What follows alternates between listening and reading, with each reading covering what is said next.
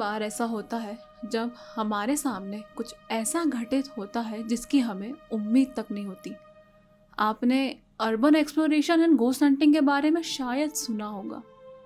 Ghost hunting यानी उन जगहों का इन्वेस्टिगेशन जहां माना जाता है कि भूत रहते हैं। आसान भाषा में कहे, भूतों का शिकार।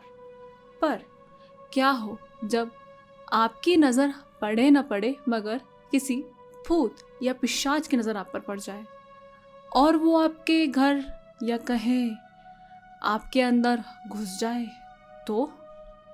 नमस्कार दोस्तों, हमारे चैनल में आप सभी का स्वागत है। जिन शक्तियों को हम अक्सर अंधविश्वास या मनगढ़ंत मानकर नज़रअंदाज कर देते हैं, वो यदि वास्तव में हमारी आंखों के सामने एक जीता जागता रूप लेकर खड़ी हो जाए तो क्या तब भी आप इसे नज़रअंदाज कर पाएंगे?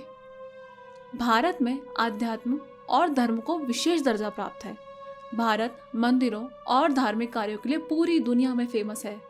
भारत में ऐसे कई मंदिर हैं जिनकी अपनी कहानी है और उनका महत्व है। आज हम ऐसे ही एक चमत्कारी मंदिर के बारे में बात करने जा रहे हैं जो जादुई शक्तियों से संपन्न है और इसीलिए हजारों भक्तों का साक्षी भी है, जहां भूत, पिशाच और आत्माएं जाने से भी कांपती हैं, जहां काला जादू करने वाले अपने ही जाल में फंस कर रह जाते हैं। ऐसा माना जाता है कि यह भूतों और बुरी आत्माओं को दूर करने के लिए सबसे अच्छा प्रतिशाप प्रदान करता है। यहाँ पर आप भूतों की शक्ति और ईश्वर की भक्ति का अनूठा संगम देख सकते हैं। हम बात कर रहे हैं श्री मेहंदीपुर बालाजी मंदिर की। सब सुख लहे तुम्हारी सरना, तुम रक्षक काहू को डरना। आपन तेज सम्हारो वापे, तीनों लोग हाँ गति कापे। भूत पिशाच निकट नहीं आवे, महावीर जब नाम सुनावे। नासे रोग हरे सब पीरा, जपत निरंतर हनुमत बीरा। अर्थात हनुमान के होते हुए हमें किसी प्रकार का भय नहीं हो सकता। हनुमान के तेज से सारा विश्व कांपता है। उनका नाम का स्मरण करने से ही भक्त को शक्ति कवच प्राप्त होता है और यही कवच हमें भूत, पिशाच और बीमारियों से बचाता है।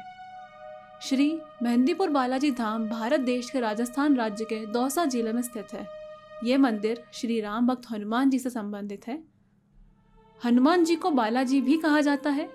आइए जानते हैं मंदिर का इतिहास। कहते हैं मेहंदीपुर बालाजी का इतिहास 1000 साल से भी पुराना है।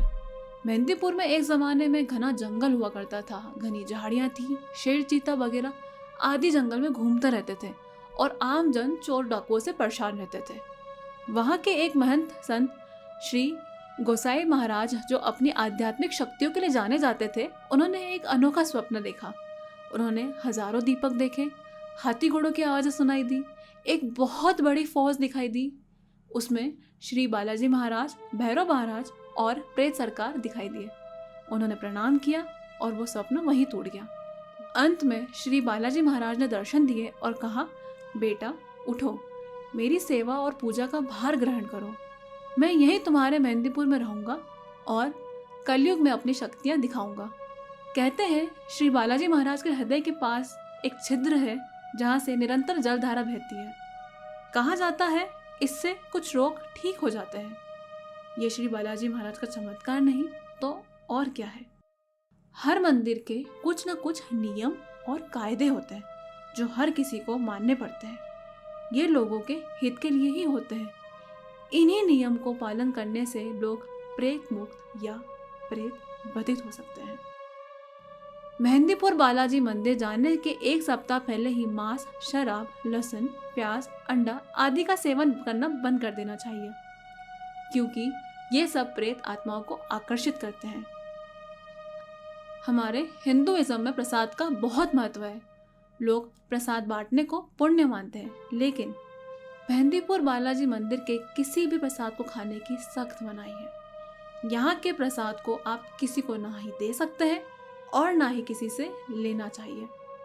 सामान्यतः हमारे धर्म में मंदिरों में लोग अपने हाथों से प्रसाद या अन्य चीज़ें चढ़ाते हैं, लेकिन यहाँ अपनी इस इच्छा को अपने ही मन में रखें। यहाँ प्रसाद कब आपके लिए अभिशाप बन जाए ये कह नहीं सकते।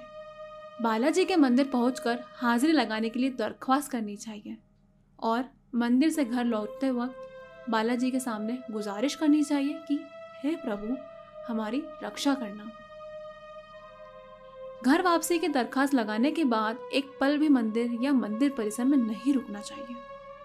आपका सारा कार्य जैसे कि स्नान, खाना पीना, शौच आदि करने के बाद अंत में ही घर वापसी की दरख्वास्त लगानी चाहिए एवं दरखास्त लगाने के बाद कहीं भी नहीं रुकना चाहिए। जो भी खान पान का सामान हो उसे इसी गांव में छोड़कर जाना चाहिए।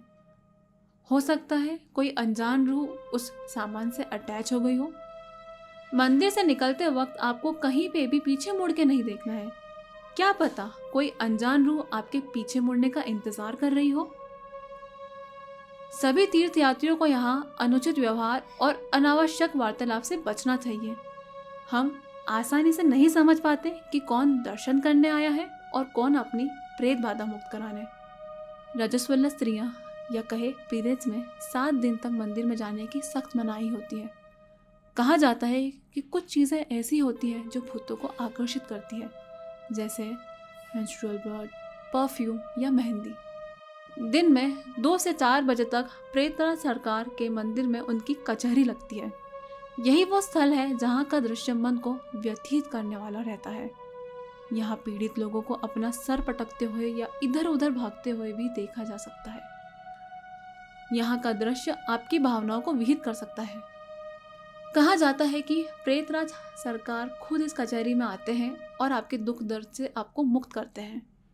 ये एक प्रकार की अदालत है और प्रेतराज बाबा यहाँ के जज हैं जो फैसला लिखते हैं।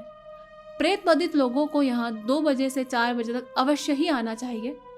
आपकी अर्जी प्रेत सरकार अवश्य ही स्वीकार करेंगे।